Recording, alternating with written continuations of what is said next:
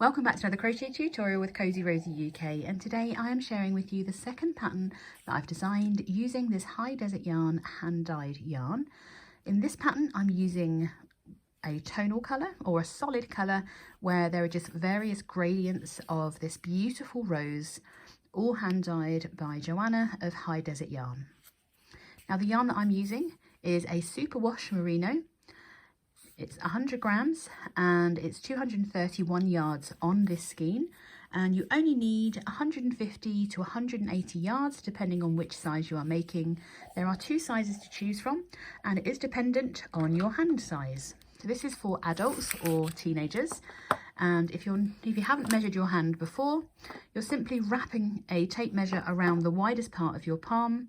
And as you can see, mine is just over, well, you probably can't see this upside down, it's just over 7 inches. So I'm going to make the 7-inch version. If you have anything between 8 and 9 inches for your hand size, I would recommend making the bigger size, because these will stretch, as is the nature of crochet projects. Now the recommended hook size for this yarn is a 4.5mm hook, and I am of course using a 4.5mm hook. I don't have many of them. I hope you have more than me, but this is my furls and I just love the colour. I'm sure, does that say 4.5? Yeah. So yeah, my 4.5mm furls crochet hook. I also have a darning needle. These fingerless gloves are worked from side to side around your hand, and we're going to seam across the finger here to create a thumb hole. I've already used some of this wool for the corresponding hat pattern that uses the same main stitch, which is the wattle stitch, nice and squishy stitch, to go with this nice and squishy yarn. Yes, I am using a cereal bowl as my yarn bowl today, just because it's a little bit easier. So once you've measured your hand and you're happy with which size you are making, grab your hook and let's get started. I'm going to start by making a slip knot and placing that onto my hook. And whichever size you are making, the height is the same. We're going to be making a beginning chain of 30. If you do want to add additional length to the stitch pattern rather than the ribbing, you can add multiples of 2 onto your 30, so 32, 34, to create a longer glove. So I'm just going to start by making my chain of 30 by yarning over my hook and bringing it through 30 times.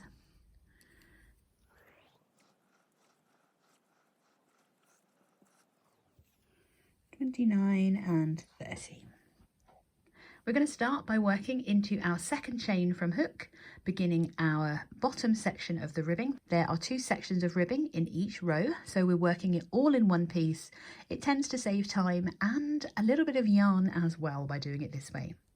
So we're working into the second chain from hook, not the first, into that second chain, and just underneath that top loop, we're going to insert our hook and work a single crochet. We're then going to work 1 single crochet into each of the next 4 chains. So that's 1, 2, 3, and 4. We're then going to go straight into our stitch pattern, which uses the wattle stitch, where we're going to work 2 stitches and a chain 1 into the same chain. It begins in that next chain working a single crochet, a chain 1, and a US double crochet into that same chain, and that is the wattle stitch.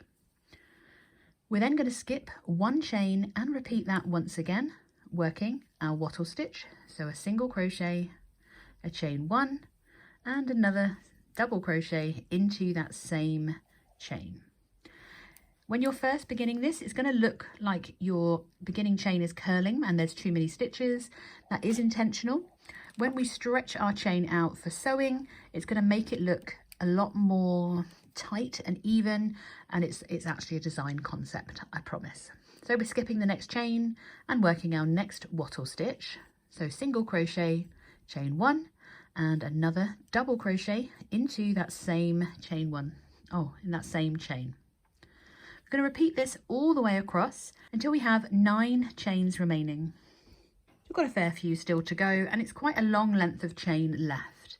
So we skip the next, work our wattle stitch into that next stitch, working that single crochet, chain 1, and then a double crochet, until we have 9 chains remaining. I'll see you shortly once you've worked those wattle stitches, which I think there'll be a total of 8 once you've worked them, which is probably easier to count than actually counting back on your chains. That's me already halfway through. So I'll see you once you've worked those 8 wattle stitches, ready to work the second part of our ribbing. So once you have those 8 wattle stitches, I've got 1, 2, 3, 4, 5, 6, 7 and 8, you will have 9 chains remaining. We are skipping that next stitch, obviously as part of that wattle stitch, and we're going to work into the next and each chain remaining, working 1 single crochet. All the way down back to our slip knot. There should be 8 of them.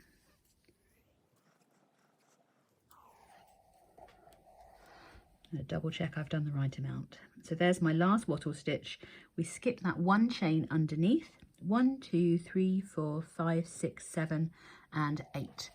So this is going to give us a longer piece of ribbing than at this other end here. Not only will it help us identify which end we're at, but it does mean that we can create a longer piece of ribbing for the wrist area. So at the end of row 1, you should have 13 single crochets, 5 at this end and 8 at this end, and you should have your 8 wattle stitches. If you want to check for the finished length at this point, you can indeed. I'm just going to find the longer section where we've just finished, and I'm going to mark. That's roughly going to come just above my knuckle because I have quite small hands, and it's going to come a reasonably long length up our arm, and our ribbing will be sat about here on when it's finished. So going into row 2, we're going to make a turning chain of 1. That chain 1 does not count as a stitch, and that is throughout this pattern. We're then going to work a slightly taller ribbing on row 2. So we're going to yarn over because we're going to be working half double crochets. With our first stitch, we always work through the whole stitch of our ribbing. It just gives us a neater edge, or a neater edge to our project. And then for the next 7 stitches, we are going to be working into the back loop only, again working that half double crochet. So I tilt my project towards me so I can see the stitches, and I'm just inserting underneath, make sure I get all of it, underneath that back loop only, bring up my loop to complete that half double crochet. So we're yarning over, insert into the back loop, yarn over, bring our loop up, yarn over and pull through all 3. So we're just continuing all the way up until we have worked those 7 half double crochets. Now I'm cheating because I'm looking at the stitches, and I'm going to encourage you to do the same so that you can get used to what you're looking at when you're working the pattern repeat. So I'm looking for the beginning of that last wattle stitch that we had in the previous row, and it looks the same. This is the issue that we have where it can go wrong. So from a count point of view, we've worked 1 half double crochet into the same stitch as our chain 1, and we have then worked 1, 2, 3, 4, 5, 6, 7 half double crochets into the back loop only. So we skip that first double crochet and work our wattle stitch into the chain 1 space we created from the previous row. So we're inserting the hook into the chain 1 space, not this bigger hole from our beginning chain, but the chain 1 underneath. We're working a single crochet, a chain 1 and a double crochet back into that same chain 1 space. So we're putting our wattle stitches on top of each other. We're skipping the next 2 stitches, and that will bring us to our next chain 1 space. So we're only working into the chain 1 spaces of those previous wattle stitches that we worked. And we're working our wattle stitch into each of those chain 1s. So we skip the next 2 stitches, working into that wattle stitch. So we have 8 of these to place. I think this is number 3 already. Skip, skip, there's the chain 1, ready to work our next wattle stitch. Before you go racing ahead, I'm going to let you know that our ribbing is slightly different at the end of this section, so don't race ahead too far. Continue across working 1 wattle stitch, which is that single crochet, chain 1 and another double crochet into each of those chain 1 spaces across. Make sure you get all of your wattle stitches because they are a little bit hard to work out. You can always count them. You should have 8 on each row. This is my last one.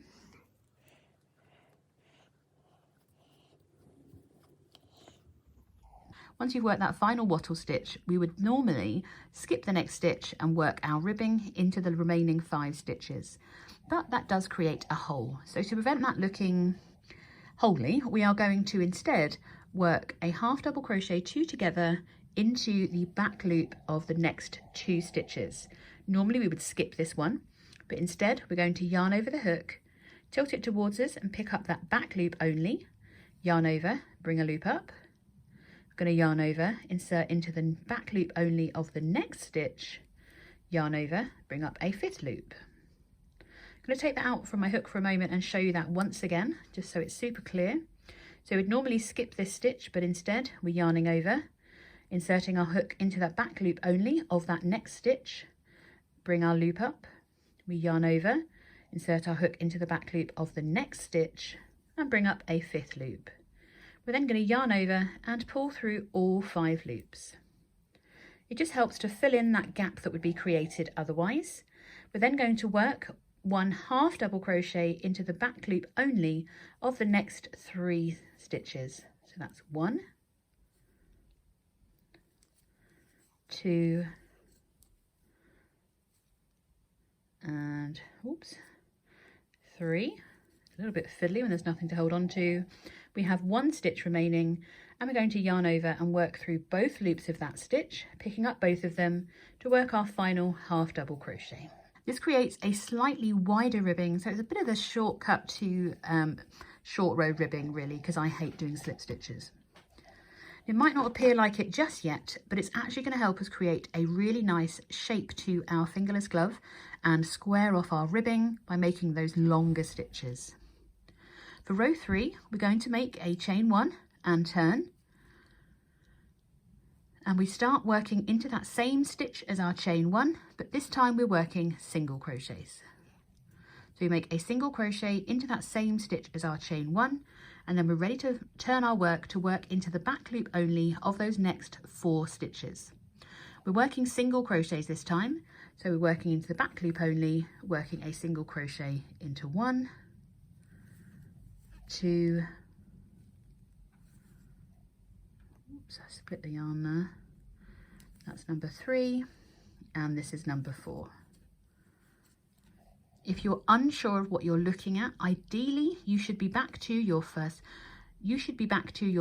wattle stitch after working that 4th back loop only single crochet.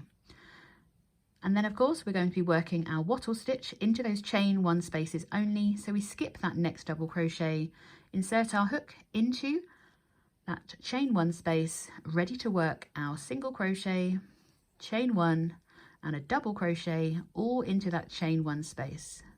Going to repeat that all the way across to our ribbing, and I will meet you when you've worked your 8th wattle stitch.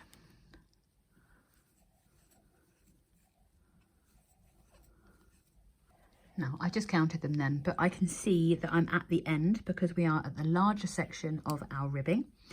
And we need to remember that we worked single crochets at the beginning of this row, so a little bit shorter. And we need to work single crochets at the end of this row. With our single crochets, we do skip that final stitch from the previous row of wattle stitches, and instead we're working into the back loop only of the next 7 stitches.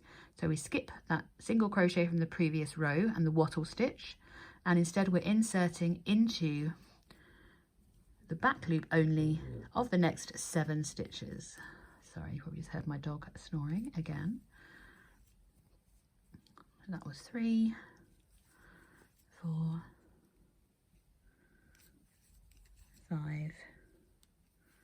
6 and 7, and then into that final stitch we are working through both loops to keep our edge of our project pretty and beautiful. So for row 4 onwards, we're going to be repeating rows 2 to 3 until our ribbing measures 7 inches or 8 inches, measuring from the beginning of row 1 up to the last row that we've worked. that it folds around and fits like a glove, excuse the pun. So here's one I made earlier. You can see you've got your larger section of ribbing and you've got your finger section there. So when you insert, I'm going to tell you how to mark out your thumb later, it meets with a little bit of a gap because I like a tight fit. So that gives it a little bit of shape around the wrist. So continue to, I'm going to meet you at this section, obviously. I do make both at the same time because I don't want my tension to change too much. So keep repeating rows 2 and 3, ending on a repeat of row 3, which is where that single crochet is. And I'll meet you once you've worked the circumference of your hand, ready to seam, and then we're going to add on our thumbs. So once you have repeated enough to reach the circumference of your hand, I have literally done my whole hand. So I've done just 7.5 inches. I've made about 26 rows. So 2, 4, 6, 8, 10, 12, 14, 16, 18, 20, 2, 4, 6, yeah, 27 rows to get me to a repeat of ending on the single crochets so that I can join those together and seam. We need to mark our thumb positioning. Now this is, if someone's hand is the same as mine, this is what I would recommend. So I have marked using the wattle stitch edge, not the beginning chain, because it is definitely a lot easier. And working down from the shorter part of the ribbing, because that's going to become where our fingers come out, I've placed 1 stitch marker in the middle of the 3rd wattle stitch down. I've then skipped 2 wattle stitches, placing my 2nd marker in between those 2 wattle stitches. And that's going to be just enough space for my thumb to move freely through and sufficient width for us to add on a nice little thumb extension. Because on our beginning chain, these stitches are upside down effectively, I can recommend that you begin by pairing up your ribbing, making sure that that is the same at the top and the bottom, and then carefully position your stitch markers through the similar point on the other side of your fingerless glove. And make sure that's right again, and then just push through so it's directly opposite. You can of course try this on and make sure that you are happy with your thumb positioning. So that's where my thumb's going to come out of. It's very free moving, it's not tight around here, and obviously we're going to work some stitches on here so it will loosen up a little bit as well. Now I fastened off with a long tail, but my tail is even too long than I need.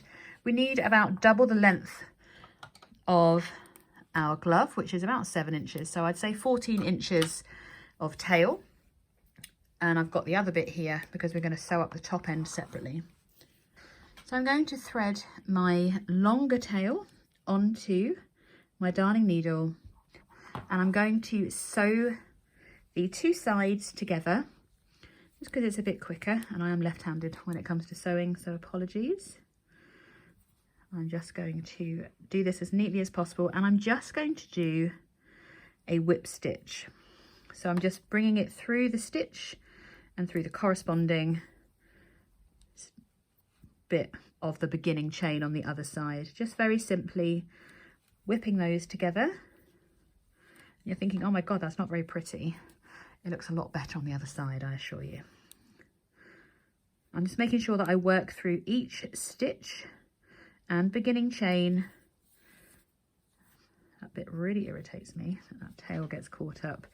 Making sure that I'm not missing anything. If I have to go through the same stitch twice to make sure that it's secure, I really don't mind.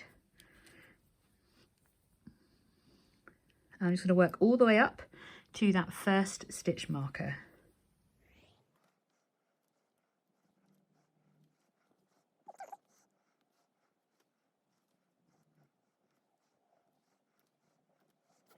So once you've whip stitched all the way up to that first stitch marker, I'm going to just go through this part again, and I am tying a knot. I know lots of people don't agree with knots in our crochet, but I like things to be secure. I'm going to give you a sneak peek of what my seam looks like. And with my thumb going through it, you can't even see where it's been sewn. That's why sometimes a whip stitch is more than sufficient when we are joining. Even I like a nice seam, but actually A whip stitch doesn't have to be ugly if it's used the right way. So now that I have worked all the way up to that thumb opening, I'm going to leave all these stitches unworked, and I'm going to join my next bit of yarn where that next marker is. So I'm just skipping over that thumb opening and going to sew up all the way up to the top here. So I'm going to go through where I've marked and where that stitch marker is. Wow, that's long. I really don't need that much. And I'm just going to make a knot just to tie them securely. And then I'm going to continue whip stitching. Oh, I've done that the wrong side of the, oh, I can take that out actually for a moment, just while I sew. Making sure that these are beautifully lined up. And I can continue to whip stitch all the way up to the top. Oh, get away. To the top of my gloves.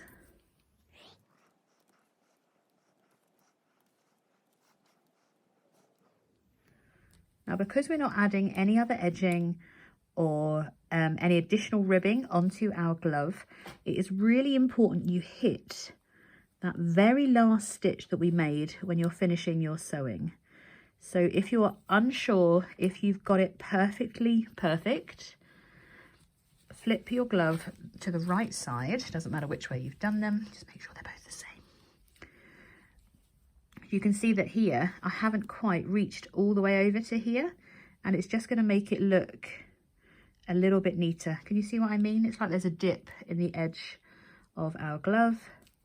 I'm just going to extend that last whip stitch so that it's all pretty, and then just make sure that is extra secure. I'm going to poke back through to the wrong side to do my knot so that it gives us a nice edge, and I'll put my knot on the wrong side here. I'm going to do that twice, and I'll weave those ends a little bit later. So now that we have turned it, oh my goodness, that's so long. I've got to trim that end, that is ridiculous, can't weave that in. So now that we have seamed our glove near perfectly, we can try it all once again just for good measure, and it is a perfect fit for me. I hope yours are fitting just as nicely. All that's left to do is to add on a small thumb section. I just think it gives it a little bit of extra zhuzh. So once we have finished seaming our fingerless gloves, you can just leave them without a thumb. I mean, they're beautiful without it, but I just think it looks a little bit more polished with a short thumb so that it's ending at the same point. If you've got little fingers like me, I'm going to bring it up to my knuckle here. So the way that I add my thumb is I'm going to single crochet evenly all the way around. So I'm going to join in the kind of near that first seam, place the end of my yarn over, and pull through. Just going to make a little chain one to secure for a moment, and then I'm going to work 5 single crochets across each opening, including that one we've just done. So that's 1, there's number 2,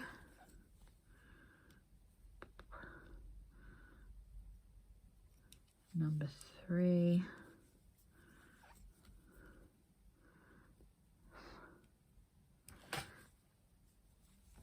4, and number 5 is going to have to go there. I'm going to tuck that end away for a moment. I'm going to place 1 into the seam,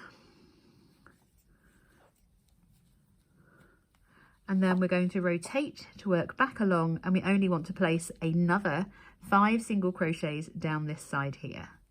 So that's 1, 2, 3,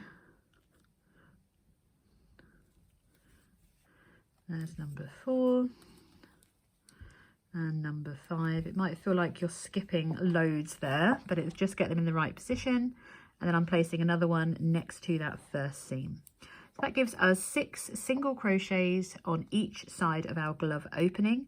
For this round only, we are going to join. So once we've worked all the way around, we are going to add on a little bit of a thumb section. Just going to point out that it really does fit. It doesn't seem like many stitches, but you want it to be tight at this point because it will loosen up. And what we're going to do is add some taller stitches at the bottom, some shorter stitches here. Just, I'm aiming to get mine to a little bit, just about the knuckle of my thumb. So we've done our chain 1. We're going to start by working a half double crochet into the same as our chain 1 and into each of the next 2. So we have 3 half double crochets. We are then going to work 1 single crochet into each of the next 5. That's 2. Oh, sorry, next 6, 3, and then we're working 1 half double crochet into each of the remaining stitches. So we're yarning over and working a half double crochet back to the beginning of the round. Oh, I went too low.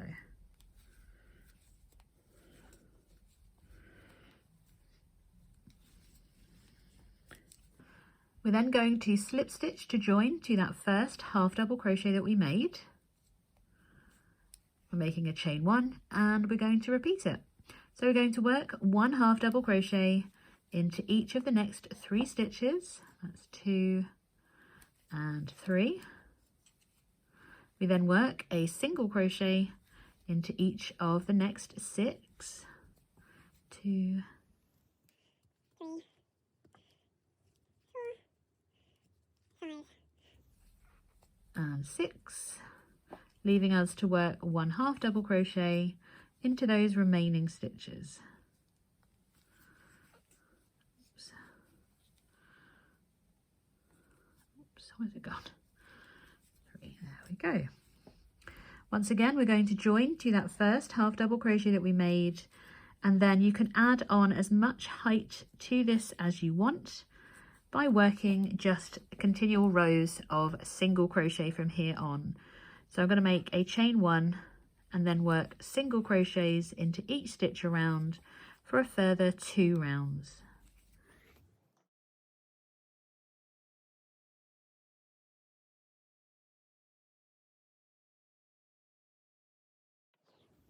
And then we can just join to that first single crochet that we made and slip stitch to join, and once again we are working our chain 1 and working a final round of single crochets. Just joining into that first single crochet that I made, and then I'll be ready to fasten off. Before I do that, of course, I am going to check. So by working, I'll just hide my end for a moment. So by working those different height stitches, it looks like we've continued the stitch pattern up the thumb, and we've created a straighter edge to our thumb, leaving that knuckle free, and we have our beautiful fingerless gloves. I want to thank you so much for joining me for this tutorial. Please don't forget to tag me in your finished photos because I want to see how beautiful your fingerless gloves have turned out. And I hope you're looking forward to a cool autumn so that we can make the most of these beautiful fingerless gloves. Thank you for joining me. I will see you in the next video.